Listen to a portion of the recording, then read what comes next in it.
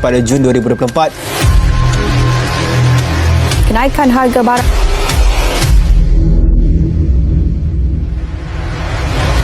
harga melambung. Kalau teruk sekali harga ayam lah. harga ayam ni tengok macam ni mahal tak?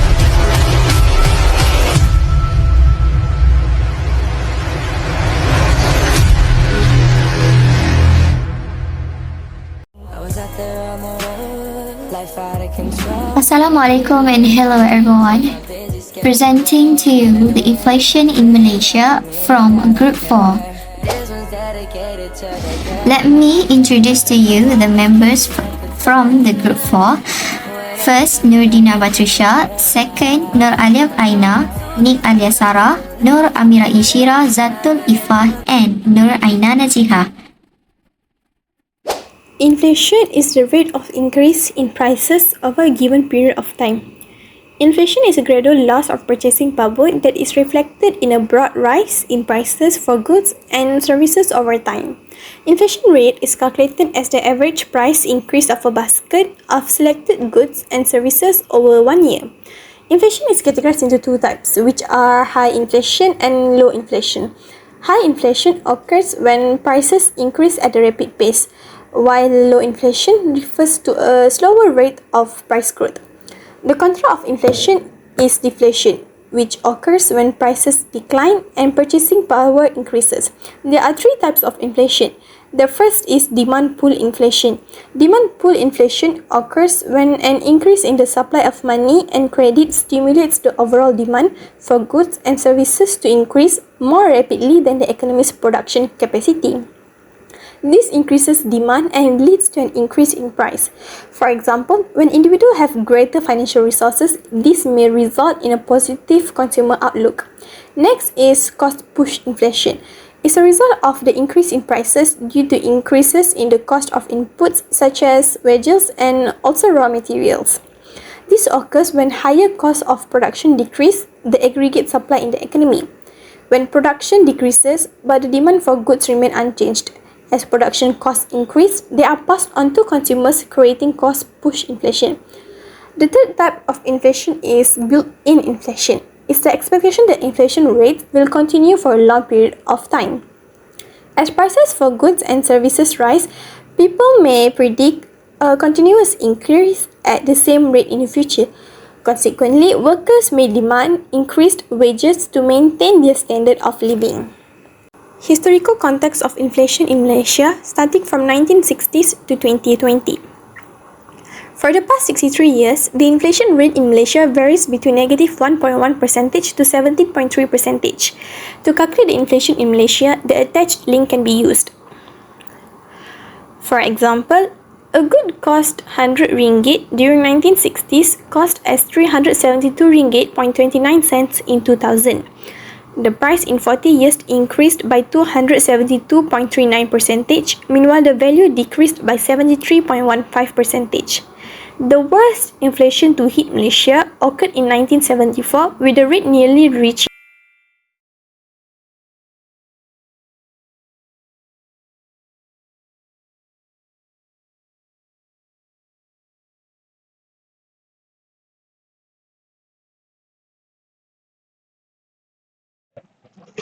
Let's get to the cause of inflation in Malaysia. First, rising global commodity prices.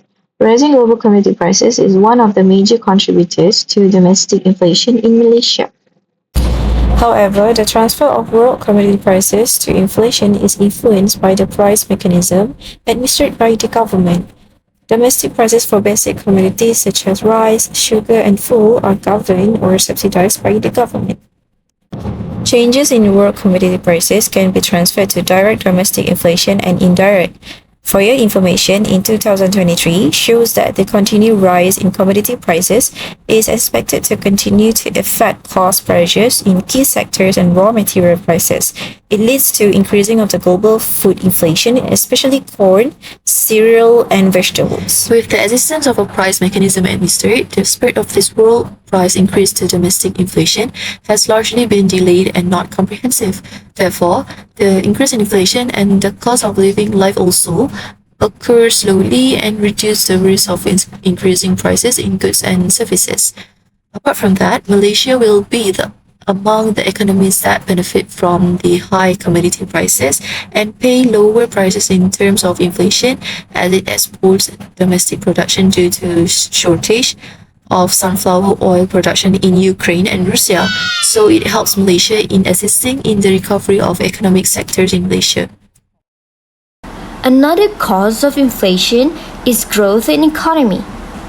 As we know, growth in economy actually gives a positive impact because growth in economy indicates technological advancement in businesses, which create more job opportunities and unemployment rate will decrease.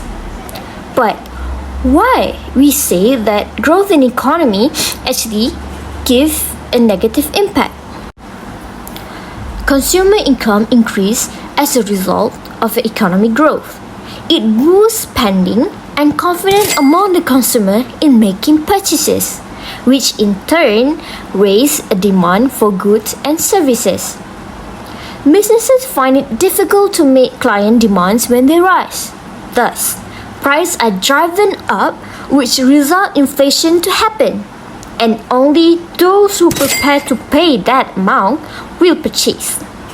Because the poor are unable to purchase when price rises, it will result in a growing income gap between the rich and the poor. Other than that, overuse of expansionary monetary policy can lead to inflation in certain countries if the demand outpaces supply.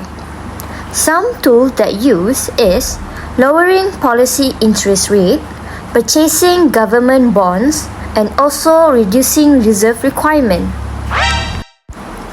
A central bank expansionary monetary policy encourages consumers to take out loans. Spending on products, services, and expensive things like homes and car increases when loans become more affordable. Consequently, demand will grow as price will rise, and because of that, inflation could happen. Next, let's get to the impact of inflation in Malaysia. Savings will decrease. People are forced to withdraw their savings to cover the rising cost of living caused by inflation. At the same time, inflation causes the value of money held by households to decline. This makes the value of their savings also decrease. Households that have wealth or save money will experience gradual losses due to inflation. Therefore, households tend to prefer spending money rather than saving during periods of inflation. Overall, the impression is that the amount of savings in the economy will decrease during inflationary periods. The impact of inflation on Malaysian household.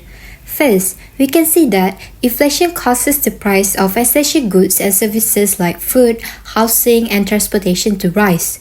This causes everyday life to become more costly for Malaysian household. Why? This can happen for several factors, including the rising cost of raw materials and the weakened Malaysian ringgit that raises the price of imported goods. Thus, the point discusses a challenge faced by low-income families as they are hit the hardest by inflation. This is because they are forced to spend a larger portion of their income on basic necessities that leave them very little room for other important things like emergency fund or healthcare costs. Inflation makes essential goods and services more expensive, meaning families have less money to spend. This forces them to make tough choices about what to buy and what to cut back on, reducing their spending on certain items due to scarcity. Lastly, as prices rise, the value of money will decrease, meaning that families can only buy less with the same amount of income they receive. This can be proven by a survey on inflation in Malaysia conducted by Rakuten Insight that show more than 50% of the respondents indicate that they need to be cautious with their expenses. There are three possible solutions that can overcome the causes of inflation. First, the solution of global rising commodity prices is government price control and subsidies. With rising commodity price affecting everyday goods, one way the government can help is by stepping in with price control and subsidy. Price control set a cap on how much prices can increase, helping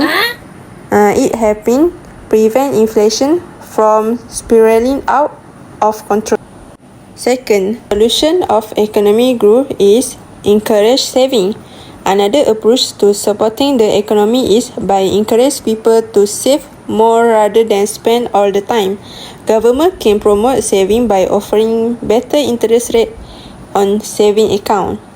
When people save, they are not buying as much, which can help keep demand in check and prevent runaway inflation. It's a way to balance growth without pushing price too hard. Last, the solution for expansionary monetary policy is central bank monitoring. When the economy needs a boost, central bank can use something called expansionary monetary policy. This means increasing the money supply to encourage spending and investment, but it's not a free for all. Central banks need to keep a close eye on the economy, monitoring inflation and price stability. This way, they can make sure things stay balanced and don't get out of hand.